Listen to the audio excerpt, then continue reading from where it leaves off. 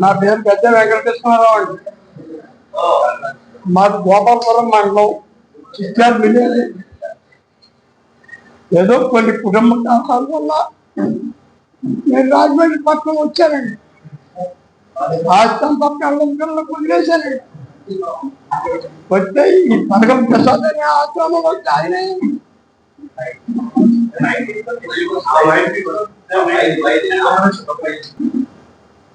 నా పేరు గజాగత్నం. నాకు గోపవర్మణం అయితే మా కుటుంబ కలహాల వల్ల రాజస్థాన్ తప్పడం పిల్లకి ఏదో కొద్ది ఇల్లు అమ్ముకుని రాజమండ్రి పట్టణం చేరానండి.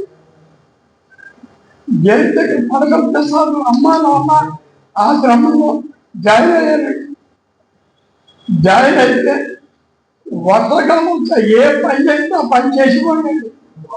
రోజు మంచి వచ్చేవాడిని, పాలు తెచ్చేవాడిని. ఒక్కొక్కటి డైరీకి వెళ్ళి ఒక 5 కేజీలు పెరుగు పాలు తెచ్చిచ్చేవాడిని, ఒక 5 కేజీలు మాంసం తెచ్చిచ్చేవాడిని. అయితే శుక్రవారం నాడు మాత్రం భోజనం పెట్టివాడు కదండి. అక్కడ సత్తంతల గుడి అని ఉందండి ఆ పక్కనే. ఆ గుడికాడికి వెళ్ళి భోజనం అమ్మాయి వెళ్ళిపోమండి, ఏదో తినొచ్చుకోమండి.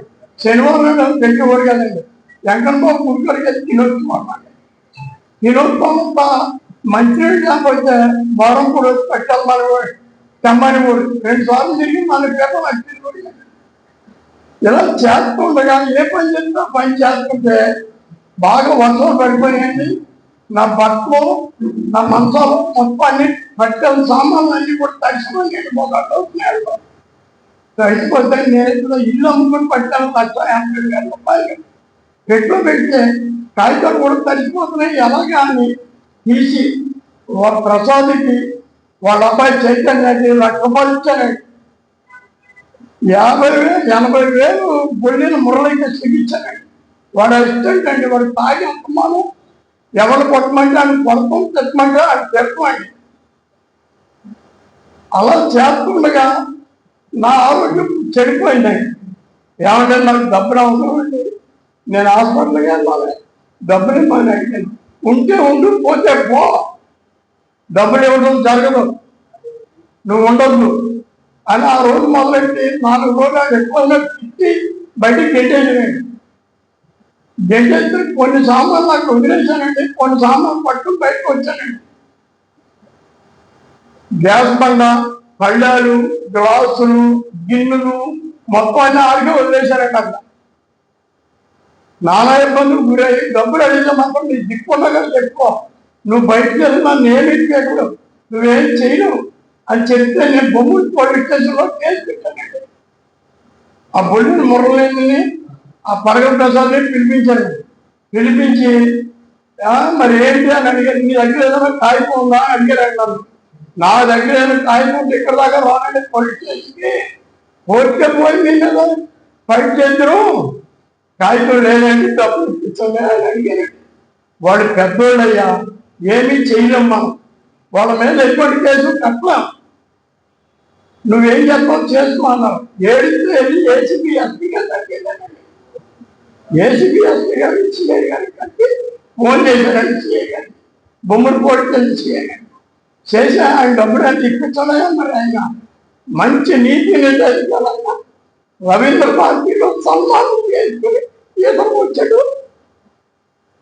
అవినీతిపై పోరాటం చేసిన మీరు ఆ డబ్బులు ఇప్పించండి, ఏమి ఎవరు ఏమి ఆధారం లేదు, కేసు కట్టడం కుదరదు, ఎంత ఉన్నాడు అని ఆ నక్కని బాగురాడు. ఎవరో ఇంకొక ఆయన ఒకరి పేరు కాగితం ఉంటుంది.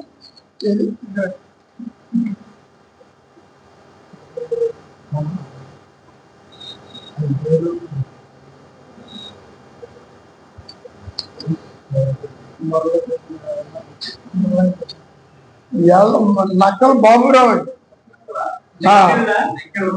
నెక్కల బాబురావు ఆయన గారికి ఏం డబ్బులు రావయ్యా, వెళ్ళిపో స్టేషన్లో నువ్వెందుకు అని అన్నారు.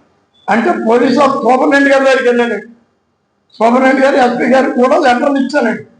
ఏమంటే ఇలాగ అన్యాయం జరిగింది, నా డబ్బులు ఇప్పించడం నాకు బతుకు లేదు అని అడిగితే ఏం సమాధానం రాలేదు.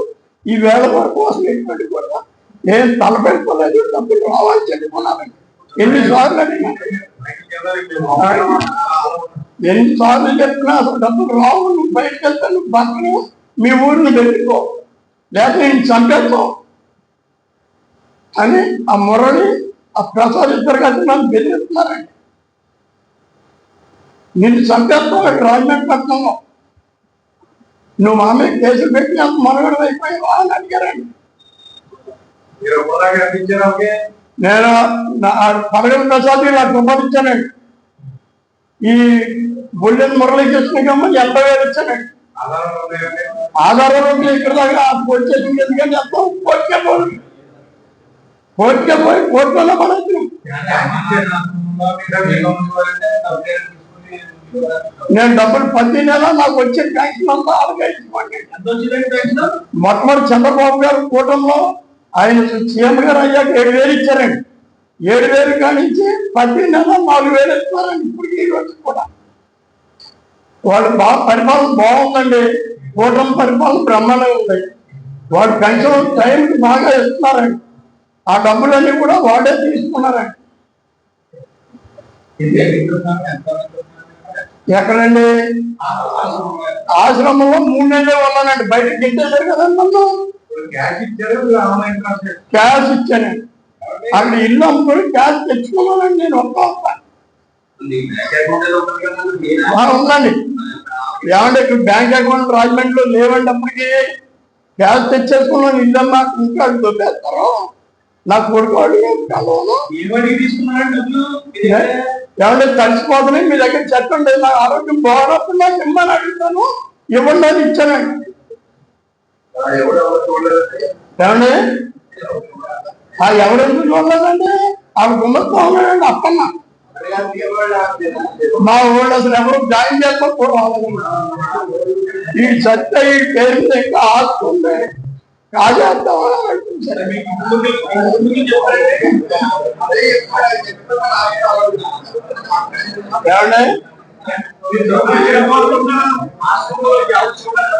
ఆశ్రమంలో ఎవరు చూడలేదండి.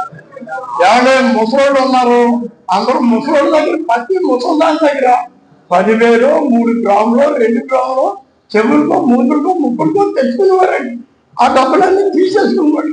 నేను చూసేవాడిని కలుపుతుంది. నేను తప్పుగా పెట్టాయా అనివ్వండి. అది కట్టులో పెట్టుకుని నువ్వు ఉండ కింద తెలుసు అంట మొదటి నువ్వు ఆ ముసలోళ్ళు డబ్బంతా తీసేసుకోను. నా డబ్బులు ఇప్పించుకొని నా పోలీసు వాళ్ళు కేసు కట్టమని కోరుకుంటున్నాను.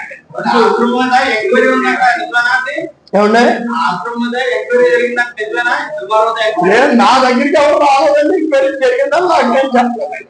వృద్ధులకు సంబంధించి ఏమంటే కలెక్టర్ గారి దగ్గర కూడా సోమవారం ఫిర్యాదు సెక్షన్లో పెట్టాను. ఏమంటే నాకేం న్యాయం చేయలేదు. వృద్ధులకు సంబంధించి ఒక చట్టం ఉంది. ఆ చట్టం ప్రకారం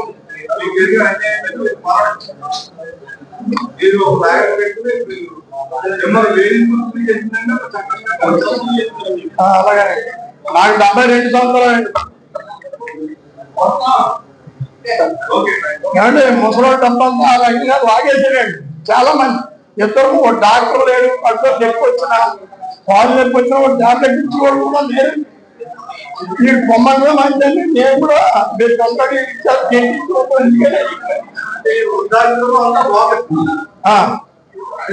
అవునండి అవునండి. నేను ఉండగా అయితే 13 ఉంటే అది 20 మంది అని చెప్పి కూడా ఎవరు వస్తే ఎందుకంటే ఖర్చు తెచ్చేవారు, ఏదైనా భోజనం తెచ్చేవారు. అయ్యేమో ఇంటి పంపి పంట కొట్టేసుకుని వ్యాపారం చేసేవాడు. ఈ నెలసరి వచ్చినప్పుడు పెన్షన్ వచ్చింది కదండి, అది కోడలుగా వేసేసేవాడండి. కాకినాడలో ఉంటుంది కోడలు అకౌంట్ ఏం చేయాలి.